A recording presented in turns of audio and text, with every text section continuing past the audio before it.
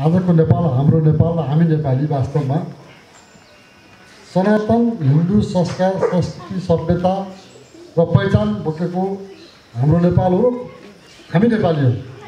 संसारका 20 करोड बुद्ध धर्मावलम्बीहरू वर्षको 20 करोड बुद्धिस्टहरू धार्मिक यात्रामा निस्किन्छन्। त्यसले 10 करोड हिन्दू भन्नुभयो। करिब 2 अर्ब त हिन्दूहरू छन् विश्वमा। 2 अरबको सङ्ख्यामा हिन्दू धर्ममा आस्था राख्ने मानिसहरू छन्। त्यसको सबभन्दा पवित्र यो धार्मिक स्थल भनेको नेपाल हो। नेपाल श्री आराध्यदेव पशुपतिनाथ मात्रै होइन, मुक्तिनाथ मात्रै होइन, नेपालको हरेक भूमि हरेक ठाउँमा हाम्रा धार्मिक पहिचानहरू छन्। धार्मिक हाम्रा त्यो चाहिँ ऐतिहासिक र पौराणिक हाम्रो चाहिँ महत्त्वका विषयहरू छन्। अब कुरो के भइदिएको छ भने अहिले विशेष बुझ्नुपर्ने कुरा बौद्धिक सर्कलले पनि र मिडिया क्षेत्रले बहस गर्न पनि मैले आवश्यक के देखाएको छु भने सनातन धर्मभित्र बुद्ध पनि पर्छ, बुद्ध पनि पर्नुहुन्छ, किराँत पनि पर्नुहुन्छ आदि इत्यादि जो ओमकारको परिभाषाभित्र परिभाषित हुन्छ। अहिले नेपालको डाटाको हिसाबले अब 80% भन्दा बढी 90% हरायो। तर के कोसिस भइरहेछ भने चाहिँ एउटा त्यो योजनाबद्ध ढङ्गले के देखियो भने जस्तो शैक्षिक पाठ्यक्रम जसरी हाम्रो शैक्षिक पाठ्यक्रमको बारेमा पनि हाम्रो शिक्षा नै हामीले गलत शिक्षा नै हामीले चाहिँ हामीले पठन पाठनमा ल्यायौँ। शैक्षिक पाठ्यक्रम नै हामीले गलत ल्याएको छौँ भन्ने कुरा त्यो पनि गम्भीर विषय छ भने नेपालकोमा भएको सनातन संस्कृति र यो पहिचानलाई समाप्त पार्नको लागि शताब्दीौँ पहिलेदेखि नै सायद नेपालको आकार बन्नुभन्दा पहिलेदेखि नै यहाँका विभिन्न भूभागमा पश्चिमाहरू आएर यहाँ अध्ययन गरे र सनातन हिन्दुत्वलाई समाप्त पार्नलाई उनीहरूले भूमिका खेले। त्यो हामीसँग त्यसका धेरै तथ्यहरू छन्। त्यसैको ज्वलन्त अहिले उदाहरण के भने जसरी हाम्रो देशको शैक्षिक पाठ्यक्रमहरू छ नर्सरीदेखि उच्च शिक्षासम्म, त्यस्तै विदेशी पश्चिमाहरूले विशेष गरी के देखिन्छ भने नेपालको सनातन संस्कृतिलाई सनातन धर्मलाई समाप्त पार्नलाई कोर्स बनाएका छन् र नेपालको माटोमा जन्मिएका नेपाली भूमिमा जन्मिएका नेपाली पहिचान बोकेकालाई नै त्यो कुरो पढाएर तिनीहरूलाई प्रयोग गरिरहेको छ र जसले गर्दा आज यो देशमा भयङ्कर डरलाग्दो प्रकारले धार्मिक द्वन्द्वको सम्भावना बढ्दैछ। त्यति मात्र नभई अब पछिल्लो समय त त्यसरी प्रायोजित मान्छे नेपालीलाई प्रयोग गरेका प्रायोजित व्यक्ति मात्र नभई यहाँको नेपालको राजनीति नै त्यसमा परोक्ष रूपमा संलग्न भयो। त्यस कारण राजनीतिमा बहस चाहियो भनेको म, किनकि भ्याटिकन सिटी हो विशेष गरी इसाईहरूको मूल चाहिँ केन्द्र धार्मिक केन्द्र भनेको भ्याटिकन सिटी जसको सानो क्षेत्रफलभित्र भ्याटिकन सिटी छ। त्यस्तै मुस्लिम समुदायको मक्का मदिना छ होइन। र यो किन त भ्याटिकन सिटीको आज त्यो किसिमको अनिवार्य विषय भयो त एउटा धर्म विशेषको किन भयो त? त्यो हुनुहुन्न भने हामी नेपाली कुनैले भन्न सकेका छौँ, भन्न पनि भन्दैनौँ, भने पनि छैनौँ, भन्दैन तर भने त्यो बहस त भएको नै छैन नि यहाँ। किन अझ अर्को आकर्षक कुरा त के छ, आश्चर्यजनक कुरा भनौँ अथवा बुझ्नुपर्ने कुरा मनन गर्नुपर्ने कुरा के देखिन्छ भने धार्मिक रूपमा इजरायल जेरुसलममा त यहुदीहरू छन्, त्यहाँ इसाईहरू यहुदी छन्। अब इजरायल भन्ने देश अरूको उसको आर्थिक राजनीतिक दृष्टिकोणले सबै किसिमको छाता भन्यो अमेरिका हो। अमेरिकाको राष्ट्रपतिले अनिवार्य रूपमा इसाई धर्म विशेषको मूल ग्रन्थ बाइबललाई छोएर शपथ खानु अनिवार्य छ।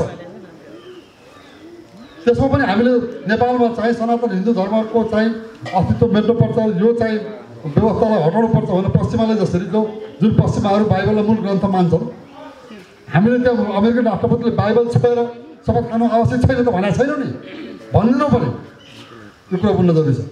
र त्यो इजरायलमा आर्थिक राजनीतिक सबै किसिमको प्रभाव अमेरिकाको, तर धार्मिक पहिचान छुट्टै उसको आफ्नो छ नि त। संसारमा एकमात्र यहुदी राष्ट्र इजरायल हो नि त। यो कुरा नेपालका हाम्रा नेताहरू अनि हाम्रो नेताहरू के भन्नुहुन्छ, यो त बहुधार्मिक बहुभाषिक के कुन देश छैन बहुधार्मिक देश? कि अमेरिकामा इसाई बाहेक अरू धर्मावलम्बीहरू छैनन्, त्यहाँ हिन्दूहरू छैनन्, त्यहाँ मुस्लिमहरू छैनन्, 2 या 2 भन्दा बढी धर्म मान्ने मानिसहरू भएपछि समुदाय भएपछि त बहुधार्मिक भइहाल्यो नि।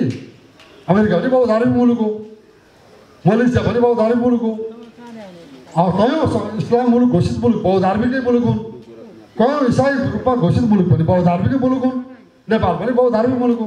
फेरि सनातन हिन्दूको मतलब यो होइन नि कि इसाई बन्नै पाइँदैन, इसाई धर्मप्रति आस्था राख्नै पाइँदैन, मुस्लिम बन्नै हुन्न भन्ने त होइन नि। फेरि आफ्नो धर्म आफ्नो ठाउँमा छ, तर यो सनातन हिन्दू 2 अरब मानिस संसारका मानिसहरूको आस्थाको केन्द्र र आस्थाको विषय सनातन त्यो नेपालमा छ विशेष गरी, र यसलाई जोड्नुपर्छ भन्ने कुरा गलत हो र? गलत हुन्छ र? यो विषय हो, बहसको विषय हुनुपर्छ भन्ने कुरा हो। र त्यसलाई लिएर हाम्रो पार्टी नेपाली काङ्ग्रेस पार्टीभित्र पनि म केन्द्रीय समिति पनि भएको कारणले केन्द्रीय समितिमै हामीले विषय बहस गरेका छौँ।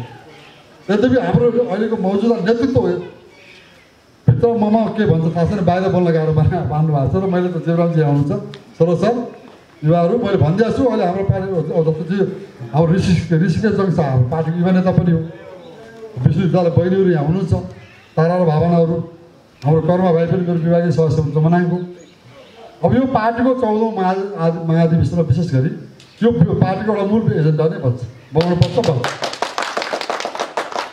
पार्टीको केही महिना पहिले सम्पन्न महासमिति बैठकमा स्वतः स्फूर्त सरोज छ, कुनै कर्का होइन, जोरजस्ती होइन, स्वतः स्फूर्त उपस्थित सङ्ख्यामध्ये बहुमतले नेपाल सनातन हिन्दू राष्ट्र बन्नुपर्छ भन्ने कुराको एजेन्डा काङ्ग्रेसले बनाउनुपर्छ भने सही भएको छ। त्यहाँ तामाङ समुदायले गरिरहेछ, हरेक जनजातिले सहयोग गर्नुपर्छ, मुस्लिम समुदायले सहयोग गरिरहेछ, र नेपालका वास्तविक मुस्लिम समुदायले बाहिर बोलाएको छ नेपाल हिन्दू राष्ट्र हुनुपर्छ भनेको छ नि। 734 भन्दा त आधिकारिक मर्चा भएको, अझ कति अरू 10-20 भन 50 छुट्याउँछ। त्यस अर्को एउटा कुरा जीवराम सरलाई विशेष गरी सम्बोधन गरेर मैले आधिकारिक रूपमा भने हो, केन्द्रीय समितिको बोलाएको त आधिकारिक हुन्छ। मैले केन्द्रीय समितिको बैठकमा पहिल्यै भनिसकेको छु, आगामी यहाँ अहिले सञ्चार माध्यममा हाम्रो पार्टीको नेतृत्वको बारेमा एउटा चाहिँ फेसबुकले कार्य समिति नै बनाइदिन्छ, अनि यस्ता कतिपय युवाहरूले बुझेर नबुझेर लाइक गर्छ, अब फलानै हुनुपर्छ भनिदिएको छ। त्यसको गम्भीरता, त्यसको ओजन कति थाहा छैन। पार्टी चलाउने देश चलाउने भनेको फेसबुक खेलेर मजा गरे जस्तो होइन। त्यहाँ त निश्चित गुण चाहिन्छ, योग्यता चाहिन्छ, क्षमता चाहिन्छ, इमान्दारता चाहिन्छ, नैतिकता चाहिन्छ, हैसियत पनि चाहिन्छ। तर मैले के भनेको छु भने जसले सनातन हिन्दू राष्ट्रको विषयलाई आत्मसात गर्छ त्यही मान्छे काङ्ग्रेसको 14औं महासमितिको सभापति। स्पष्ट कुरा अहिले सञ्चार माध्यममा किन त साथ छ, धेरै सञ्चार माध्यम पनि प्रायोजित छन्, नेता प्रायोजित, सञ्चार माध्यम प्रायोजित, कर्मचारी प्रायोजित, सुरक्षा यस्तो बर्बाद स्थिति भइसकेको छ देशमा। धेरै जस्तो बौद्धिक सरसल्लाह भयो तपाईँ यस्ता एकाडेमिक सर्टिफिकेट बोकेका तपाईँको कथाकथित एजेन्टहरू बौद्धिक समुदायको नाममा बहस गरिरहेको छ, त्यो हिसाब हामी राखिरहेको छु। सायद जनताले पनि त्यो कुरा बुझ्दैछ, सबैजना यस्तै अवस्था पुगेको दार्जिलिङ अवस्था पुगिसकेको देशमा।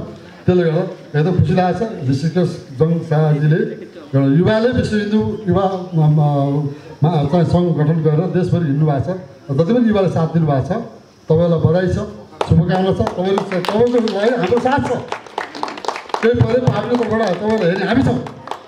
त अहिले केही व्यक्तिले पदमा ठुलो पदमा छु भनेर ठुलोले बोल्यो भने काङ्ग्रेसको बोली त नबुझ्नु, काङ्ग्रेसको बोली त 14औं मासमा थाहा हुन्छ। त्यसले गर्दा चाहिँ त्यो तपाईँहरूमा आग्रह चाहन्छु।